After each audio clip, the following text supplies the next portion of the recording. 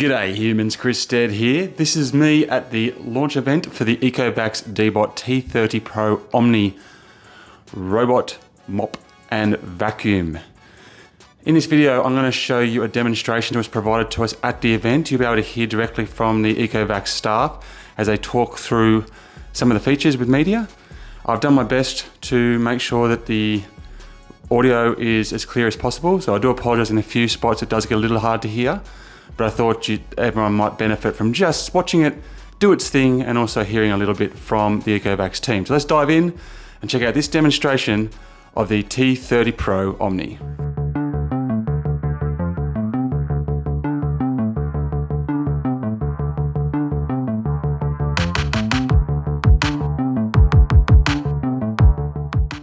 We've got some oats on the carpet here.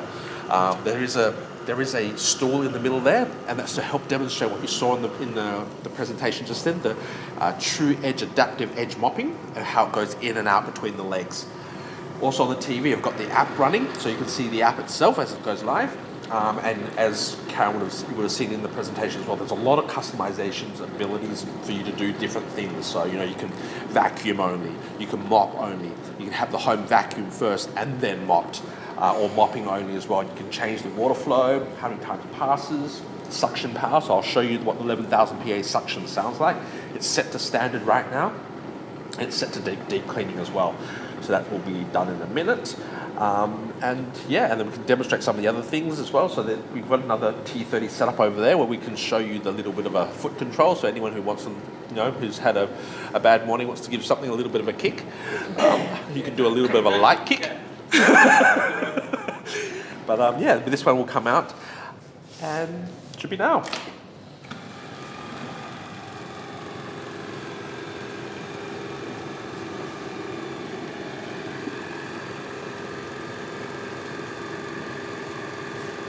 Just finding its bearings. Yeah. Give it a few seconds and then it will start. Yeah. So you can see the edge mop, extendable mop come out. It does get very, very close to the edge. It's going to come this direction first. It'll hit the stool, and then we'll see it do a little bit of the clean on the paws. One go first, and then it'll obviously clean a little bit later as well. So those turbo mopping pads are applying 180 RPMs with 6 newtons of pressure downwards. They are scrubbing that floor. As you can see, it's taken in one pass. Now that paint has been on there, it's actually dry, so if I went to try and scrub it off, it's actually hard to scrub. And that's to try and demonstrate, like if you had coffee stains on your floors for more than 72 hours, this mopping feature can still remove those stains off your floors. But as you can see, the main part is that variable mop going in and out. Now it'll start going out the sides because it's got that extendable mop and that one sidearm. It's going to do the edges first, and then it will start doing a systematic cleaning of this area.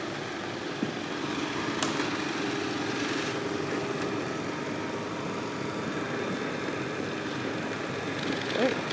Now I'll do a little bit of a pause here as it lifts its mopping pads. Although the suction is on as well, so you can hear that whirring a bit louder. That suction's being strong now. Yep. And what I'll do is I'll show you what the 11,000 suction sounds like as well.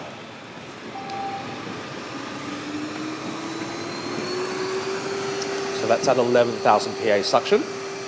So great for carpets, our stronger suction on any Deebot, and potentially even some of one of the most stronger suctions of any robot vac. Change it back to standard. So it's dropped back to standard suction mode. So on hard floors, generally you don't need high suction. It's only really on carpets. However, with households in Australia with so many pets, like especially cats might have, when they go to the cat litter, might bring out some cat litter onto the floor. And that's where the 11,000 PA suction will really help, like pick up those large particles. Once again, it's lift up its mopping pads. That side brush is bringing in the oats. Yeah. See it's doing it. This is at standard suction, so it's not at 11,000, but we could easily take that to 11,000. So is that auto detecting the pressure at the moment? detecting the carpet. And Sorry, the suction power, or have you set it to something? no, it's just it's standard. So it's auto. It's doing auto. So I'm not touching the suction power at the moment. I could turn that to 11,000, and that's where it goes up now. Lift the mopping pads again. That's 11,000, but I'm going to keep it back to the standard. So if it felt like it needed 11,000, it would just go there on auto mode. It very rarely, it's really, the 11,000 is really more of a, you do the setting. It'll go up a set. So there's actually 4 settings if you look at the app right there. Set on standard. So when it goes up, it'll go up another level. The 11,000 is really that hurricane one at the very end, which you would then push for it. Or you can actually set it as a preference as well when you set it as a schedule. So you can customize it to your own, like if you know your bedroom needs that 11,000 section, You can set that. Yeah. And next time you go, you can stay in there. But you do have to pay with it. Yeah. How does it affect the battery life going between them? Yeah, so it will definitely, if you go, so 200 minutes that was mentioned in the presentation is based on standard vacuum, standard mop. So if you go constantly raising the suction power and all that, obviously that's going to drain the battery a little bit quicker.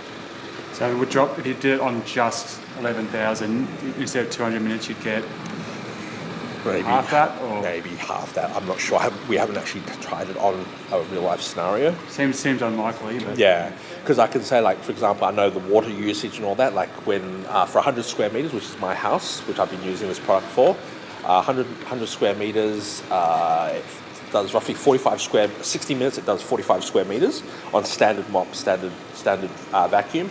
Uses roughly 25 to 30% of the water in the tank, and uses roughly 20-25% of the battery. So we'll flip the robot over later as well to show the entertainment. So you can see that hair is now all sucked up.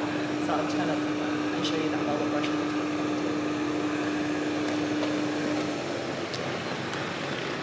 You can see the mop's really, really close to that edge.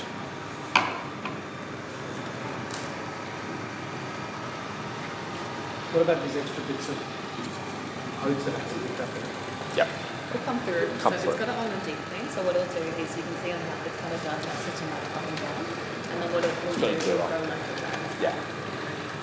Create that checkered sort of look.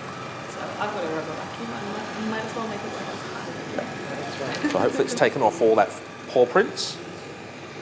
Oh, still a little bit left. You can see it's really fine. So you can imagine if the chair was a bit wider, it would really go through as well and underneath. Obviously that's a small chair because other space is limited.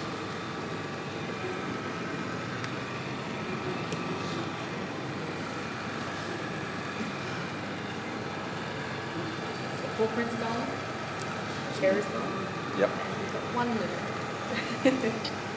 how's it go getting into grout? Into grout? You mean the mop or the vacuum? The mop. The mop? Yeah. With grouts, it's hard. Like I've cleaned my bathrooms before. Like I have to use like a thin grout brush to get into the grouts. Even with mopping, regardless of mopping, because it's very hard. So I'd say it would clean a little bit, but grout's a little different thing. You'd still have to manually do those things with I grouts. guess that's also what the water flow is for. Like we've got it on the low water flow because it's just on black a little bit. But if you have non-utility doors or like when used to or tiles, you want to turn on a medium high water flow so it can go in and grooves a bit better. Yeah. But Tony's off a little bit. It's not going to get precisely as much as sand, but that water should go less of over in the front east so you can actually beat the right tile. Nice.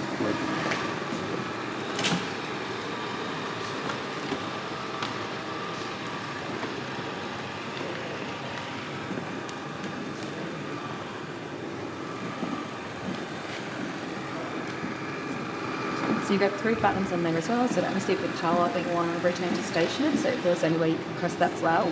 And you can also, that kind of directional button, that's so it's a spot on it. So you can pick it up, press that button, place it back down, and it'll go 1 foot down like being charged. So that's big nothing. So if you have ad hoc, drops on juice, it will just help you pop them up at any time.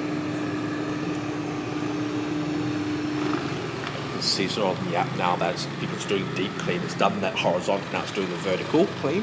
So that way, pretty much sure it's going to pretty much pick that up and clean the rest of the things up as well.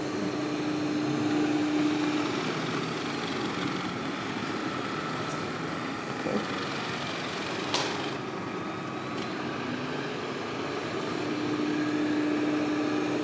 Have you Why found? isn't it going right to the edge?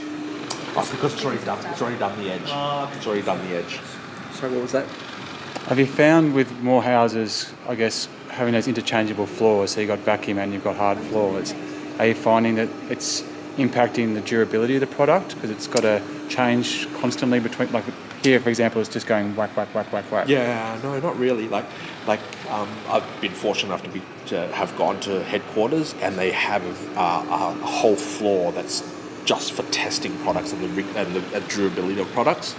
And I'd say they would have run this really, really through its paces in terms of the up and down, up and down, up and down, vacuum stop, all those type of things. They would have done a lot of tests, because even when I went there, they've got machines constantly running 24/7 just to test the durability of things like that auto mop lift, the roller brush, the side brushes, all those elements. So from a durability perspective, I think this would be pretty robust. And there is a 2-year warranty on it. Yeah. 2-year warranty. Yeah, on this product. And the good thing about the T series is a lot of the hardware in this product is also tried and tested, so it's been around for quite a while.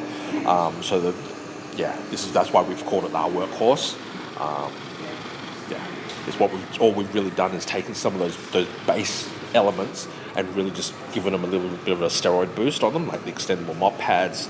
You know, the mapping's still the same as our previous models. Yeah.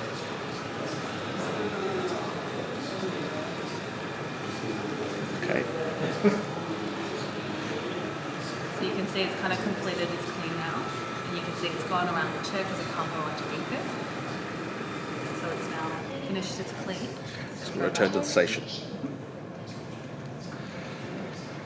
So now that it returns to the station, it will do like a bit of a mop wash, empty its dustbin, and then it'll start drying its mop pads. You won't hear it dry. Yeah. Now the thing with this is obviously there's the intelligent remop. So as it's washing its mopping pads, there's a sensor in the back left corner that when it draws the dirty water, it will actually sense how dirty the water is, and if it's really, really dirty, it will then obviously do a re-clean of the area that it just mopped. So this is important in terms of...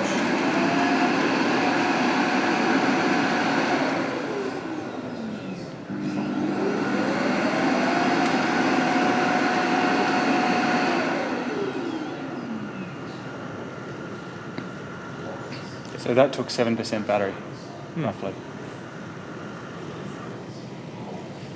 And this is roughly 8 or 9 square meters, and we did sort of deep clean as well, so it's not a standard clean. Okay. So I can show you the foot touch control. Yeah. We'll move over here. I'll show you I'll pull everything out as well. Yeah. So we've got the clean water tank, and then a fully covered dirty water tank. So they're both 4 litres. So the capacity is the same as the T20 and the X2 as well. And because of the form factor, you see how it's a bit tapered out now. So in the bottom, we've got the dust bag. So it used to be a 3-litre dust bag. It's now a 3.4 litre dust bag. So it's up to 120 days of hands-free cleaning, obviously depending on how much you clean and how much hair perhaps you shed as well. And then if I take this out as well, I'll show you a clean one and then I'll show you a dirty one. So this is the roller brush that we're talking about. That's anti-static and zero tangle. So you can see that dual comb on the bottom there. So there's combs. So if I put the roller brush back in, you can see as I'm rolling it, it kind of combs through, yeah? And it catches onto the hair in that way. So that's kind of that dual, almost like protection to make sure it's anti-tangle. That's that one. So I'll put that back in. And then obviously you've got the mopping pad, so you can remove that as well. So you can throw it in the washing machine if you had to, but otherwise, you know, our station really should clean it for you. And then the other really nifty thing as well is you can kind of just push these buttons and take out the whole tray. So we can also take that out, and the water, because I've pulled it out while it's cleaning, it's got a bit of drip left over, but normally you can just kind of scrub this clean. So it's much easier than, you know, having to take the whole robot, lift it and take it out. It's just a one slide out, and then you just slide it back in. Is that unique to this? Yes, that's unique to this one. So the X2 did have a tray that you can take out, but that top tray you couldn't pull out so easily. Yes.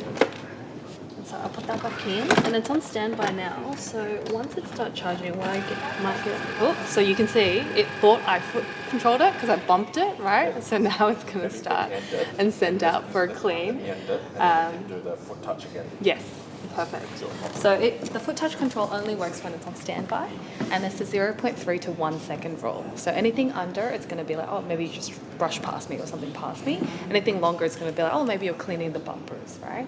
So it's got that 0.3 to 1, so and then it's going to start. Amazing. So it's going to start, it's clean as it normally does, what you saw before, so washing its mopping bags, then it'll come up and do its run. And I'll leave it running here, so in a bit more of a natural home setting, and you can watch it go on carpet and the table under here and things like that. So when you foot bump it by default both vacuums and mops? Yes. Can you set it to just a vacuum? It's whatever your setting was before. Oh, so what's the last setting? Correct, yeah. Yeah, so on Tony's app, if it's mopping and vacuuming, it'll be both. Yeah. You can just tell the app to tell it to just vacuum. You don't have to kick it. Yes, correct. The point of this is basically if you don't have access to your app or you haven't turned on your voice assistant and you need to use the product right now because, for example, your phone might be on the second floor and you haven't turned on voice assistant, giving it a foot touch will allow you to do that clean without actually doing, going onto your phone and turning it on the app or telling by Google or Alexa. Looking at the floor just there at this angle, it still looks quite wet. Because we did a deep clean. Right. Yeah. So just more water. There's more water put on top. Yeah, because and we've gone that way and then that way with the water as well. And there's no way to set it to kind of go back over and dry. No, unfortunately, not with the dry. Not yet, anyway. Not with the Not dry. yet. Yeah, maybe at a later date there might be one way that blows hot air on the floor while it's mopping. Anything's possible. But that would also Anything chew up a lot of the battery, generate Yes, heat. yes, it would. I'll flip over the robot so you guys can have a look.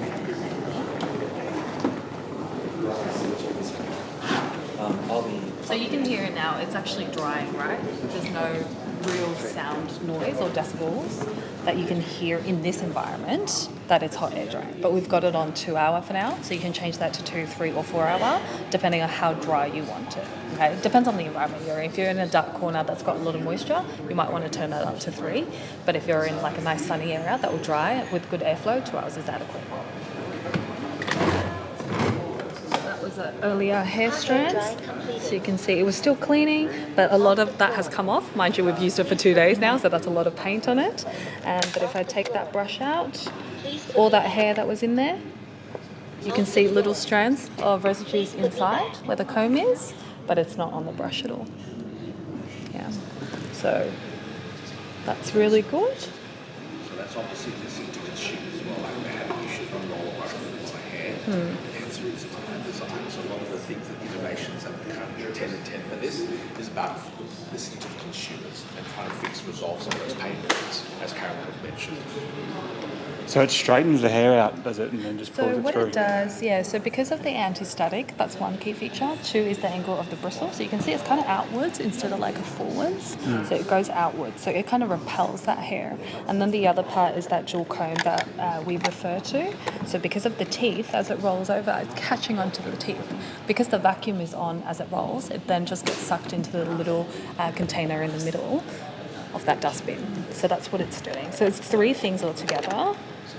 That's getting out the hair. So a bit of hair is obviously left there. As it empties out the dustbin, it will obviously empty as well. Yep. And then there's like these little nozzles you can see. There's also like a soft brush here. So previously you used to catch on here as well. Because they've inserted that, now it actually doesn't catch either. Yeah.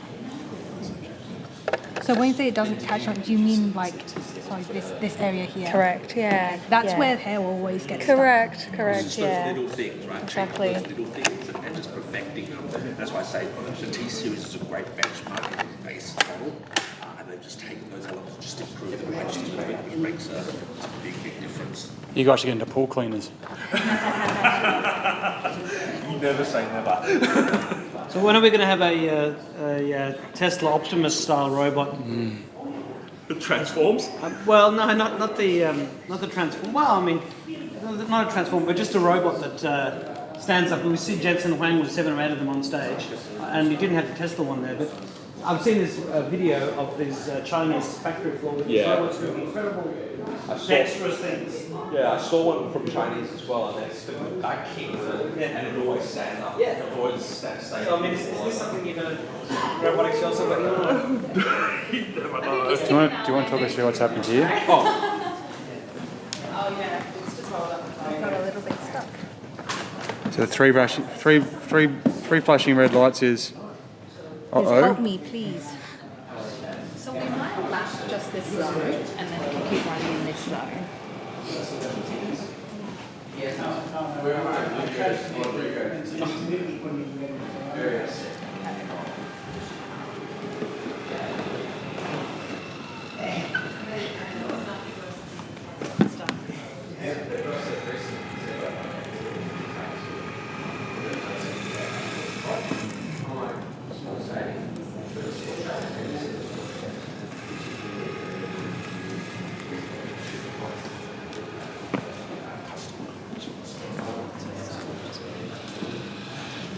So just then, I'm guessing that it basically found itself not being able to get past an object, so it just shuts itself down. Yeah, so just stop there. And will you get a notification on the app or something like that? Yeah. It will say like bumper stuck or robot stuck. So it obviously doesn't pick it up as an object because it just looks like carpet. Correct. But then it moved when it tried to go over it. Yeah. So it will give it a few goes. It will be like back and forth, back and forth. Try and And reverse. If it can't go over, then obviously it will just stop there. Yeah. And then once it realises that's there, will it remember that it's there? Really depends. So in this area, we've only used it once or twice, just for demonstration purposes. Yeah. So right now it won't. But the more often it cleans, the more smarter it should get. All right. Well, I just did it then. Yeah. So it went over, I couldn't get over, so it was like. But something like that carpet, which is more stuck on in a sense, right? More solid. More Yeah. solid, it will just climb over. Yeah. That's because it's a runner. We haven't stuck it down. So it's And it's obviously just hit it at exactly the wrong angle.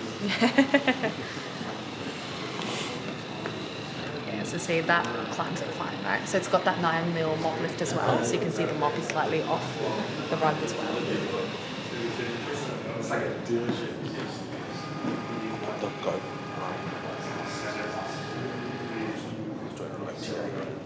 That's great.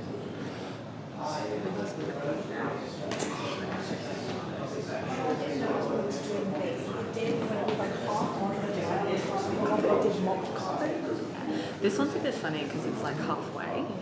So it really, it's what it first takes. It's whatever it sees first. That's right, yeah. Because it's like, oh, I'm on the carpet first, I'm going to keep it down. Sorry, keep it up. And then, oh, I was on the mopping, so down. That one's a bit tricky because it's half-half. So it needs to make a call. Yeah.